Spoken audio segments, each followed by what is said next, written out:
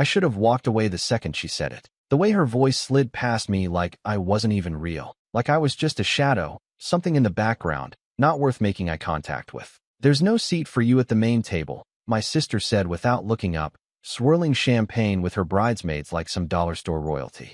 Then she pointed behind her without a hint of irony, toward a lonely plastic chair shoved against the wall by the kitchen doors. "Staff usually sits there." I didn't argue. Not then. But something cracked in me. "My name's Alex. I'm 30. I don't usually post on Reddit, but tonight I need to get this off my chest." This story didn't start at the wedding. It started way before that. But the wedding was where everything started to unravel, where the mask slipped, and where I stopped letting myself be treated like a second-class citizen in my own family. Growing up, I was always the responsible one, the fixer, the quiet kid who handled things so my parents didn't have to. My sister, Lindsay, was the golden child, 2 years younger than me, and somehow always the center of attention. Whether she was winning something or throwing a tantrum, the spotlight found her.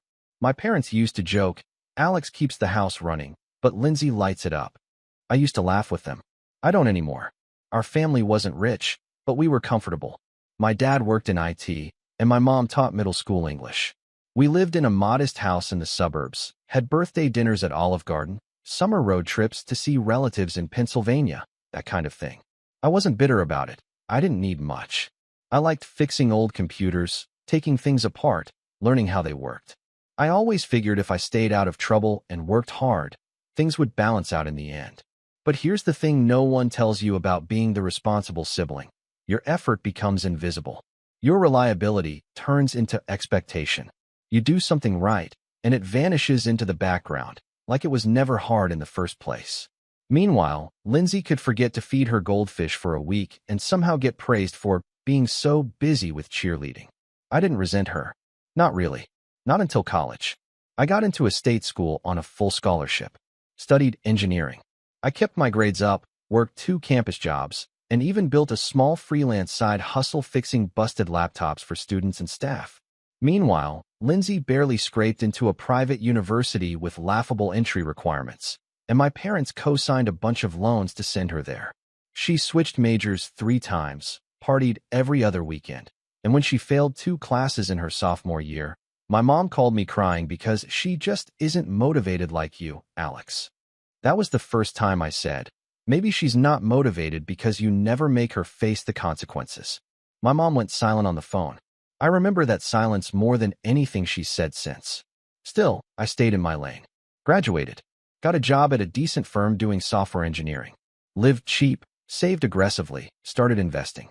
I wasn't flashy about it, never have been. But I was building something. Something real. I kept it quiet from my family, though.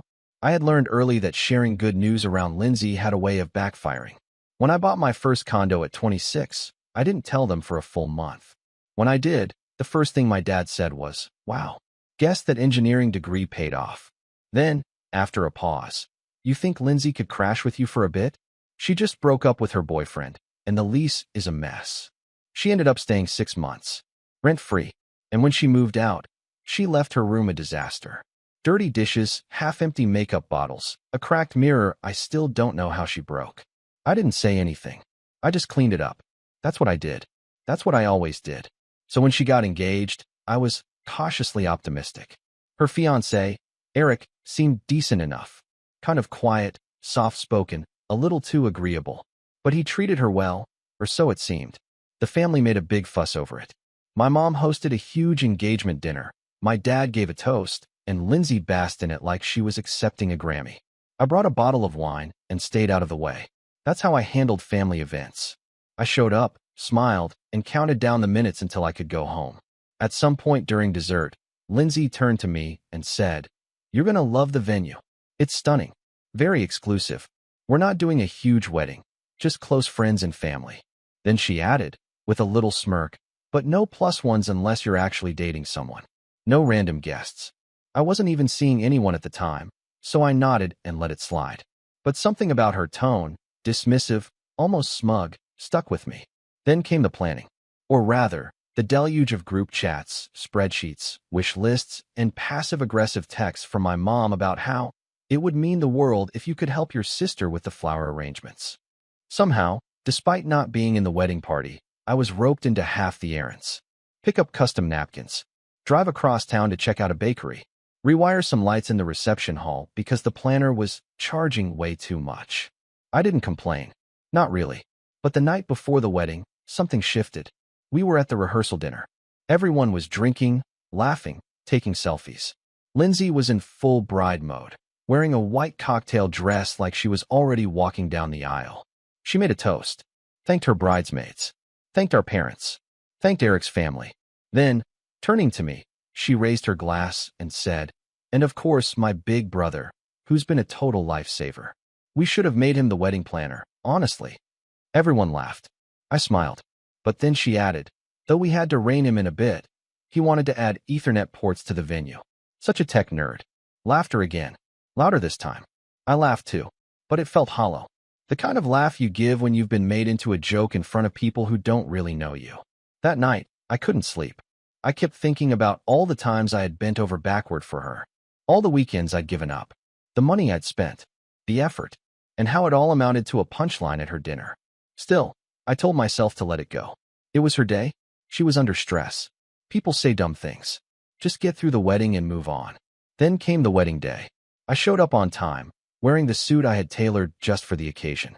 I brought the projector Lindsay had asked me to set up for the slideshow, carried 3 boxes of wedding favors in from the car, helped Eric's uncle with the sound system. I was sweating before the ceremony even started, but I smiled through it. I smiled when Lindsay made a dramatic entrance. I smiled when the officiant flubbed Eric's name and everyone laughed. I smiled when our mom cried during the vows. Then came the reception. I walked in, looked for my name card at the main table, and didn't see it. "Hey," I said, tapping one of the bridesmaids. "Do you know where I'm sitting?" Lindsay overheard. She turned, eyes already glossed from champagne, and said, "Oh, right. There's no seat for you at the main table." I thought she was joking, but she didn't laugh. She didn't even look at me, just sipped her drink, pointed lazily toward the back of the room, and added, "Staff usually sits there. Plastic chair, by the kitchen doors." I stood there, holding the wedding gift I'd wrapped myself, a customized photo album with pictures from our childhood, printed on premium paper, with notes scribbled in the margins. It suddenly felt ridiculous, small, like a high school project no one asked for. I didn't argue. I just walked to the back. But something in me was done. Because the truth is, what no one in that room knew was that none of this would have been possible without me. The venue, the flowers, the designer dress, the custom cocktails. All of it was paid for by a check I'd written 6 months ago when Lindsay called me crying, saying the budget had fallen apart and she didn't want to look poor in front of Eric's family. My parents were tapped out. Eric's folks weren't helping. And she knew. She knew. I had the savings. So I gave it to her. No questions asked. No strings attached. Until now. Because as the lights dimmed and the MC grabbed the mic to kick off the evening, he said something that made the entire room pause. "And now, before we dive into dinner and dancing, we want to give a very special thank you to the person who made this night possible." And that's when everything changed. You know that feeling when your face is hot, but your hands are cold? When you smile so hard your jaw aches, but your stomach feels like it's sinking in slow motion. That's what I felt as the MC said those words. "We want to give a very special thank you to the person who made this night possible." Lindsay turned her head, eyebrows twitching just enough to register confusion. Eric looked up from his plate. My parents froze mid-conversation. And then it happened. My name lit up on the projector behind the MC in soft golden cursive. "Thank you, Alex." The applause came slow at first. A few polite claps. Then it grew. People turned to look around, trying to figure out who I was. The guy in the back. The one in the plastic chair next to a stack of folded linens. I raised a hand slightly, nodding once. Nothing dramatic. I wasn't about to stand and take a bow. But Lindsay's face, I'll never forget it. Her expression melted into something twisted. Confused. Betrayed. And under it all, a flash of something darker. Something entitled. Like I'd stolen her thunder. The MC wrapped up the shout-out with a cheery, "Let's give it up for the best big brother in the world," and the DJ transitioned into the first dance track. As the music swelled, the lights came back on, and people started talking again. Laughing. Moving. I didn't move. I watched Lindsay stare at the projector like it had personally insulted her. She didn't come over. Not right away. Instead, her maid of honor, our cousin Haley, approached me during the salad course. You didn't tell anyone? She asked, leaning down. About the money? I shook my head. Didn't think I needed to. Haley's lips tightened. She's furious. Why? I asked. I didn't ask them to announce it. She thinks you're trying to upstage her, she whispered. I almost laughed. Upstage her? I'm sitting in the shadows next to the kitchen. Haley blinked. Yeah, that's a good point. Lindsay made her move during dessert. She didn't even say my name. She just walked up, heels clacking against the hardwood, and hissed through her teeth. What the hell was that? I looked at her, trying to stay calm. You mean the thank you? I didn't plan that. You told them. She snapped, eyes burning. You told the MC or the planner or someone. Don't play dumb. I stayed seated. I didn't. I'm not the one who printed it onto a slideshow. She looked like she wanted to scream, but couldn't risk making a scene. You're ruining my day. I stood slowly, placing my napkin on the chair. I didn't say anything. But maybe if you hadn't shoved me next to the dishwasher, people wouldn't be asking questions. You're unbelievable, she muttered. This was supposed to be my moment. And you made sure it was, I said. Every second of it. I didn't ask for credit. I didn't ask for thanks. I asked for a chair. You couldn't even give me that. She stared at me, unblinking. I'll fix the seating. Come sit at the main table. I raised an eyebrow. Now that everyone knows? She didn't answer. I didn't move. And from that point on, something in her shifted. I could see it. Her smile got faker. Her voice higher-pitched. The kind of strained performance that only people who need to be adored put on. I thought that was the worst of it. I really did. But I was wrong. Because the next morning, I woke up to a text from my mom. Just one sentence. Call me. Now. No punctuation. No emoji. That was how I knew it was serious. I sat up, heart pounding, and dialed her. She picked up on the first ring. Alex, what did you do? What are you talking about? I asked, already exhausted. Lindsay's in tears, she said. She says you tried to humiliate her. That you bribed the MC to announce your name like some kind of hero. I pinched the bridge of my nose. I didn't bribe anyone. I didn't tell anyone. And even if I had, what does it matter? I paid for the wedding, Mom. Every flower, every glass of champagne, every rented chair. She went quiet. I waited. Finally, she whispered, You didn't tell us that. Because I didn't want it to be about me, I said. I did it for Lindsay. I thought she'd appreciate it. She does, Mom said, but her voice sounded uncertain. No, she doesn't, I snapped. She stuck me at the back of the room like I was a busboy. She's just overwhelmed, Mom said. Weddings are stressful. I let out a breath. If I treated her the way she treats me, you'd never forgive me. Silence again. You're not wrong, Mom admitted, finally. But she's still your sister. I didn't respond. The next week was tense. Lindsay didn't thank me. Not once. Not a text. Not an email. Nothing. But what really got me, what broke me, was what happened 2 weeks later. I got a letter in the mail. Not a card. Not a thank you note. A legal letter. It was from a lawyer representing Lindsay and Eric. Some generic firm with a cheap logo and a lot of capital letters. The letter stated that Lindsay and Eric had reason to believe the financial contribution made by Mr. Alex, last name, was intended as a loan, not a gift. That unless I could provide written documentation to the contrary, they would assume the money was given with expectations and would be treating the funds as a loan under dispute. It said they were uncomfortable moving forward in their financial life with that uncertainty hanging over their heads and would be open to a mediated resolution. I reread it 3 times. My hands were shaking. I hadn't just been disrespected. I was being rewritten, erased, painted as the villain in a story where I was the only one who had stepped up. I didn't call her. I didn't text her. I called my own lawyer. Not out of spite. Out of necessity. I gathered the receipts. The bank transfers. The emails. The text messages. Every piece of evidence showing that I had given them money freely and that she had begged for it. But as I was going through all that, something else hit me. Harder than anything. I found a text thread from 8 months ago. From when she first asked me for help. One message stood out. I know Mom and Dad can't help, and Eric's parents are strapped. You're doing great. I just need someone to believe in me. This is the biggest day of my life. And then, another one. Please don't tell anyone. I just want to feel like I did this on my own. I stared at that message for a long time. Because it wasn't just about money. It was about image. Reputation. Control. She didn't want people to know because she wanted the illusion that she had it all together, that she had pulled off the perfect wedding on her own, that she was the star. And I had shattered that. Accidentally. But I wasn't going to be shamed for helping her. I wasn't going to be erased. That letter was the breaking point. I wasn't angry anymore. I was focused.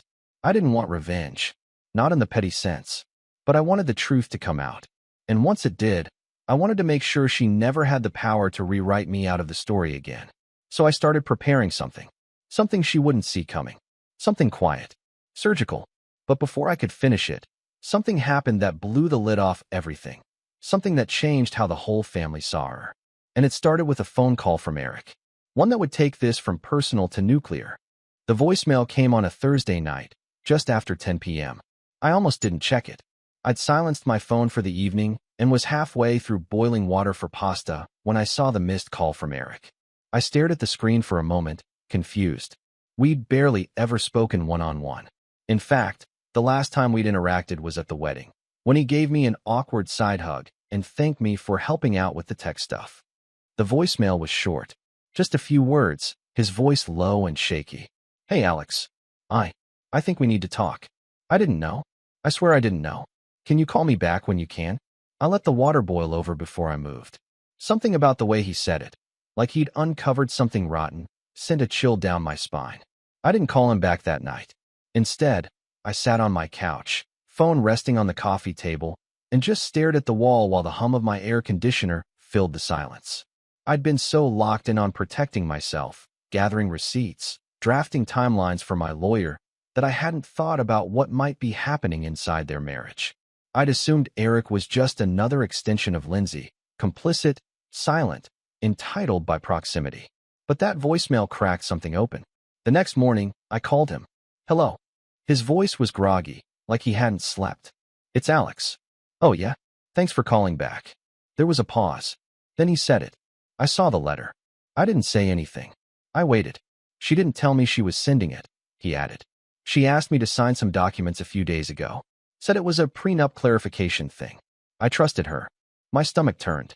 I asked her about it last night. She broke down crying. Said you were trying to steal attention. That you were manipulating everyone. That you only helped because you wanted something in return. I closed my eyes. I didn't believe her, he said, voice quieter. Because I found the texts. From before the wedding. The ones where she begged you. Where she promised it was just between you two. Still, I said nothing. I wanted him to keep talking. I'm sorry, Eric continued. I didn't know. I swear. And I wanted to tell you something. Off the record. She's been like this since we got engaged. Obsessed with how things look. The image. Not the reality. She kept saying this wedding had to be perfect because it was the first time her parents actually paid attention to her again. I frowned. What do you mean again? He sighed. Apparently when you bought your condo, it was all your mom and dad talked about for months. How proud they were. How you were doing everything right. She said she felt invisible. Like she was losing her spot. That hit harder than I expected. Because I remembered that time. I remembered my mom calling me after I closed on the place, telling me how proud she was, how grown up I sounded. I'd brushed it off as just a nice compliment. I didn't realize Lindsay had internalized it as a threat. She wants to win, Eric said, even if no one's keeping score. I let out a breath. So what are you going to do? Another pause. I don't know, he admitted. But I thought you should know the truth. I'm sorry she turned on you. You didn't deserve that. We hung up after a few more words, stilted, awkward. But it left me with something I hadn't felt in weeks, validation. I wasn't crazy. I hadn't imagined the shift in her. The entitlement. The bitterness. Someone else saw it. Someone inside her life. But that didn't change the fact that the damage had already been done. The letter was still real. The tension with my parents was still simmering. Lindsay had already spread her version of events to half the extended family, and the silence from most of them was deafening. I got one vague text from my aunt a few days later that said, "Hope everything's okay between you and Lynn's red heart," which only made me want to throw my phone out the window. I felt isolated, angry, and worst of all, tired. For a couple of weeks, I went quiet. Didn't reply to texts. Stopped answering calls. I ghosted a few friends I normally played chess with on Saturdays. I even skipped work a few times, calling in sick when really I just couldn't bring myself to open my laptop. It wasn't just about Lindsay. It was the years of bending, stretching, shrinking myself for the sake of keeping the peace. And for what? So I could be smeared as the villain the moment I stopped playing along? I hit a low I hadn't hit in years. My condo felt too quiet. My thoughts too loud. I started wondering if I really had done something wrong. Maybe I had made her feel small. Maybe that's why she lashed out. Maybe. No. No, I caught myself. That's how people like her win. They spin you in circles until you start questioning your own reality. So I made a decision. If I was going to be painted as the bad guy anyway, I might as well stop living like a ghost. I started small. I got my hair cut. Not a trim, an actual style. Something sharper. Something I wouldn't have had the confidence to wear before. I hit the gym, not out of spite, but because I needed to move. To sweat. To stop thinking. I dug out an old passion project I'd abandoned the year before, a budgeting app I'd coded on weekends, and started rewriting it from scratch. Cleaner interface. Smarter backend. Within a month, I was in a groove. Not just surviving. Building. I posted the app on a few niche forums. A couple finance subreddits. Just for feedback. But to my surprise, people liked it. A lot. I got DMs asking if I'd consider making a paid version. A few weeks later, a small personal finance blog featured it in an article called 5 Tools That'll Make You Feel in Control Again. Downloads spiked. I added premium features. And for the first time since college, I felt something I hadn't in a long time. Pride. Not for being useful, or reliable, or the responsible one. Pride for doing something that mattered to me. Meanwhile, Lindsay was imploding. Eric didn't give me the details, but word got around. A few family members started reaching out again, asking questions, poking around, trying to check in under the guise of small talk. I didn't indulge them, but I noticed the shift. The whispers. The way some of them started treating me with cautious politeness again, like they'd realized maybe they'd backed the wrong horse. One day, I got a call from my dad. No text first. No warning. Just a call. I almost let it ring out. But something told me to pick up. Hey, I answered. Alex, he said, voice stiff. Do you have a minute? Sure. He cleared his throat. Your mom and I have been talking. We're sorry about what happened. With the wedding. With everything. I waited. We didn't realize how bad it had gotten, he continued. We thought Lindsay was just stressed. We didn't know about the letter until after she sent it. I kept my voice calm. And what do you think now? Another pause. I think you've always been there for this family, he said. And we didn't always show you that we saw it. That hit me. Because my dad wasn't the kind of man to apologize easily. He wasn't cruel, but he was old school. Stoic. A deal with it and move on kind of guy. Hearing that from him cracked something loose inside me. Thanks, I said quiet. We'd like to come by sometime, he added. See your place. Really see it. I nodded, even though he couldn't see me. Yeah, that'd be good. After we hung up, I sat there in silence for a while. Not happy, not triumphant, just grounded. I'd spent so long chasing their approval, trying to keep everything running, thinking if I just gave enough, worked hard enough, stayed quiet enough, they'd notice.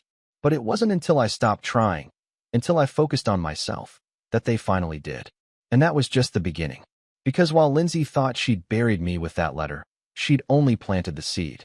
And what I had planned next was going to be something she'd never see coming. A funny thing happens when people stop seeing you as the family doormat. They start watching you. Carefully. Nervously. Like they're not sure what you'll do next. Like you might suddenly grow teeth. After that call with my dad, the air shifted. I wasn't invisible Alex anymore. I was a question mark. A variable. A potential threat in a story where everyone had already cast their roles, and mine was supposed to be quiet, dependable, and harmless. But I had rewritten that script, and Lindsay could feel it. She didn't reach out directly. Of course not. That wasn't her style. Instead, she used our mom as a messenger. A peacekeeper. A buffer between her ego and the possibility of owning up to anything. She wants to talk, my mom said one afternoon, her voice brittle on the phone. Not about the money. Just everything. She misses her brother. I sat on my balcony, letting the early spring breeze run through my hair, watching the sun slip behind my condo building's rooftop. I'd just come back from a meeting with a small angel investor who was interested in scaling my app. Nothing massive, but enough to start thinking about hiring a second dev. My life was blooming, and now here was my sister's shadow creeping back in. She misses me? I said slowly. Interesting. She sent lawyers before words. She panicked, Mom said, sighing. She thought you were trying to take credit for her wedding. I paid for her wedding, I replied, voice flat. She thought I was trying to steal the spotlight because she'd rather invent a villain than admit she needed help. I'm not defending her, Mom said quickly. I don't want this family falling apart. Too late for that, I thought. But I didn't say it. Instead, I gave her what she wanted. Tell her I'll meet, I said. Neutral ground. Somewhere public. Mom exhaled, clearly relieved. That's good. That's really good. But I want you and Dad there, I added. No more private corners. No more twisted narratives.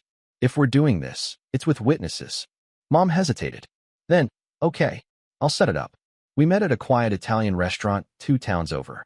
Neutral territory, like I said.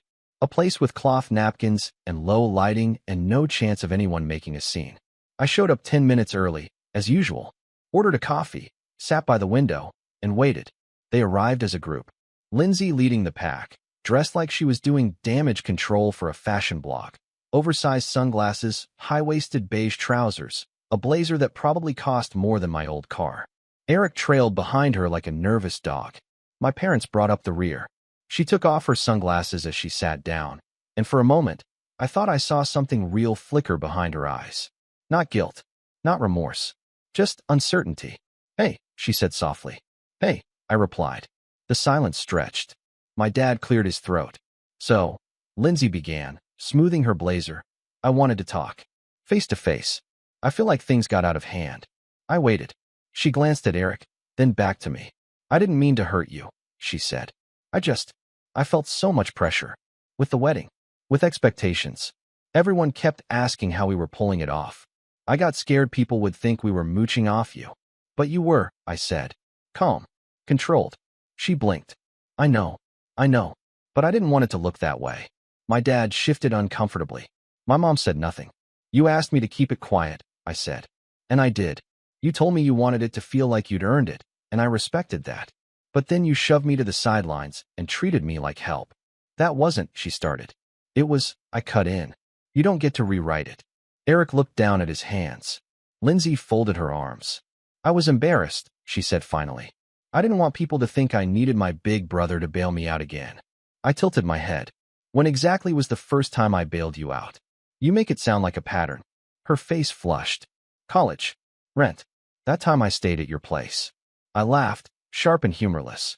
You mean the time you trashed my guest room and left without saying thank you? She looked away.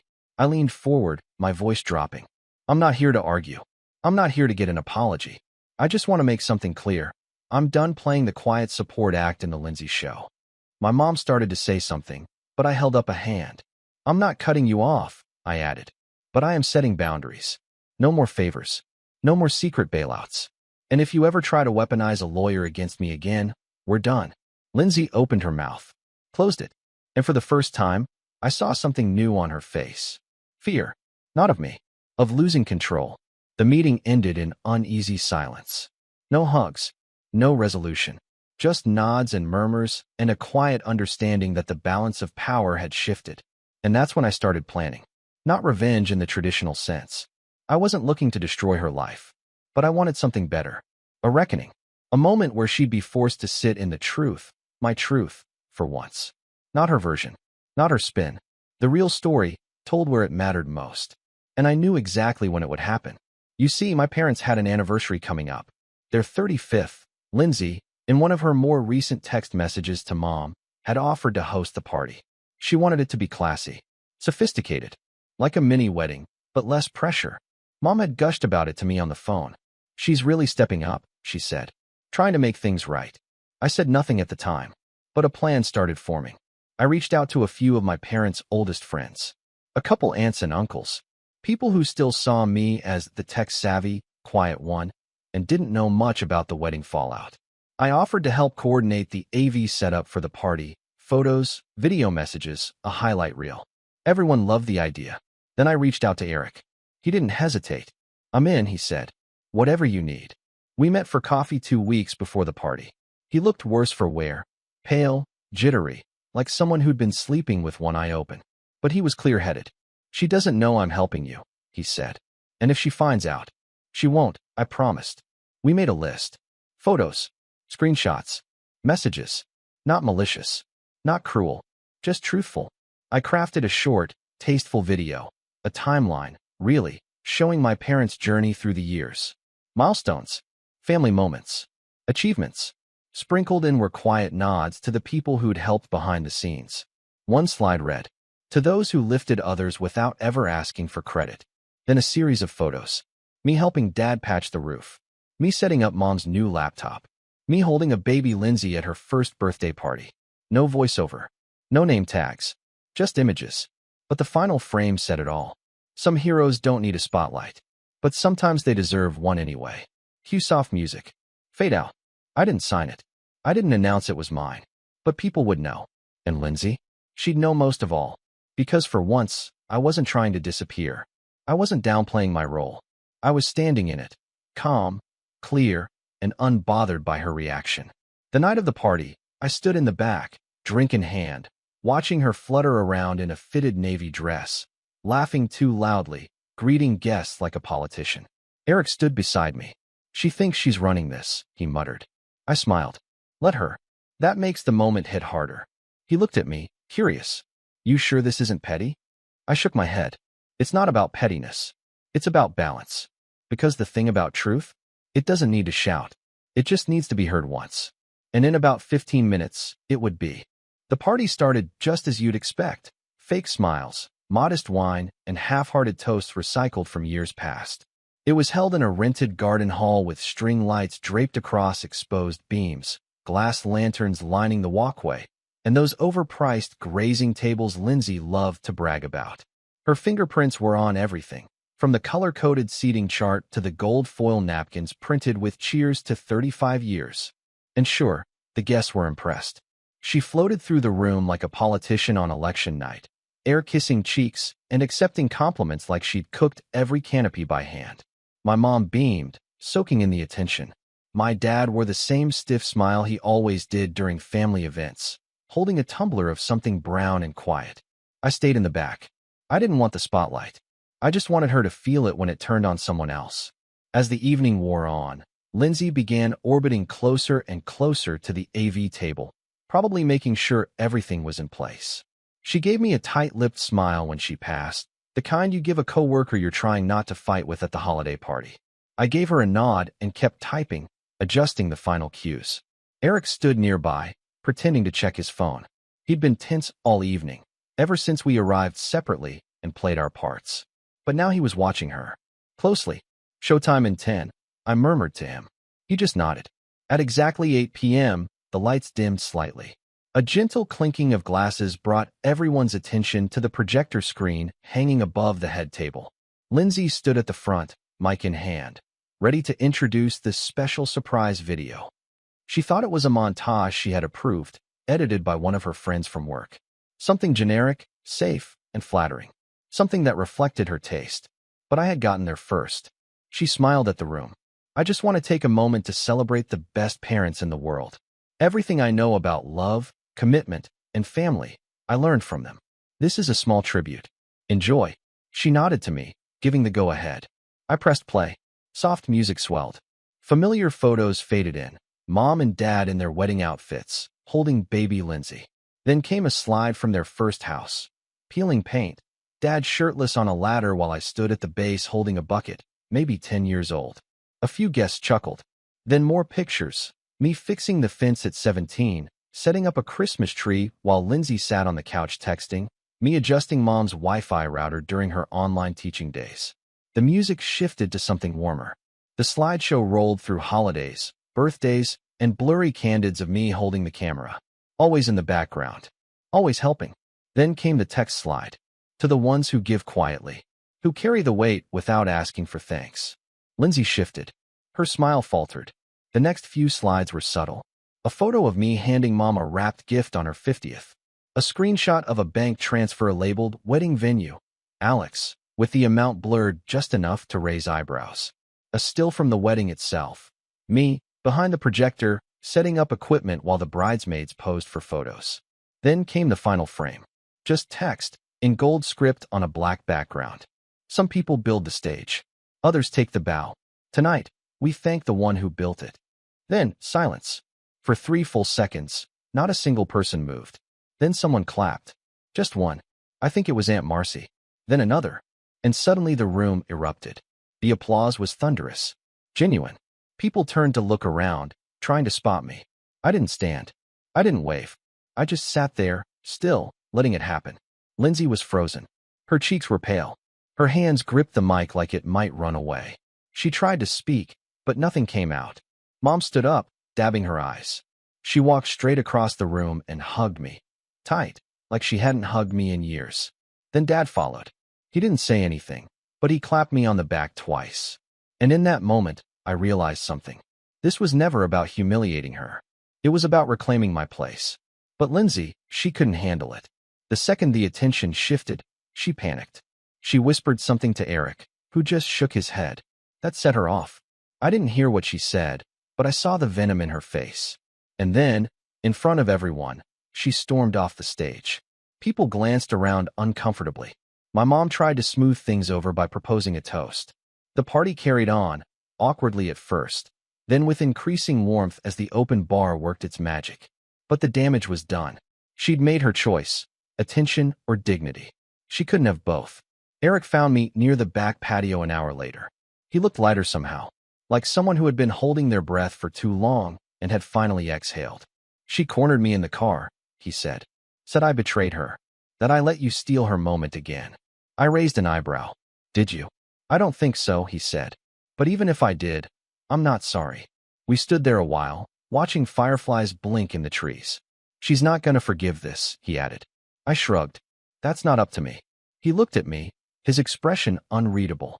You know, I used to think she was the strong one. Loud, confident, certain. But it takes a different kind of strength to be quiet and still make a difference.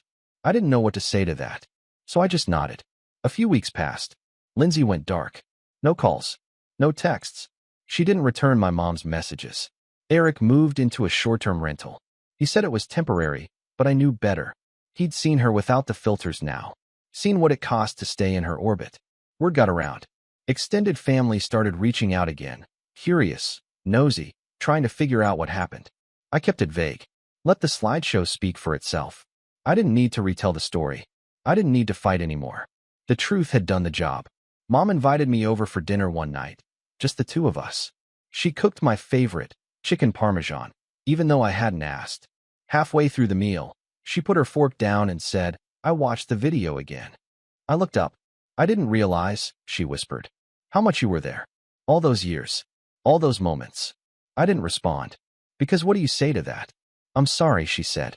And for once, I believed her. After dinner, I went home to my condo. My space, my rules, my life. I watered my plants. Checked on my app metrics. Sales were up again. A small finance YouTuber had just featured it in a video. My inbox was flooded with questions, compliments, collaboration offers. I sat on my couch, feet up, and let the silence settle around me. For years, I thought being the strong one meant being the quiet one. The helper. The background character in someone else's story. But now I knew better. Strength isn't silence. It's truth. It's knowing when to step back and when to step forward. It's knowing your worth, even if no one claps for you. Especially then. Lindsay never apologized. Not really. But she didn't need to. Her absence was apology enough. Her silence, finally, was honest. And I didn't need her spotlight. I'd built my own.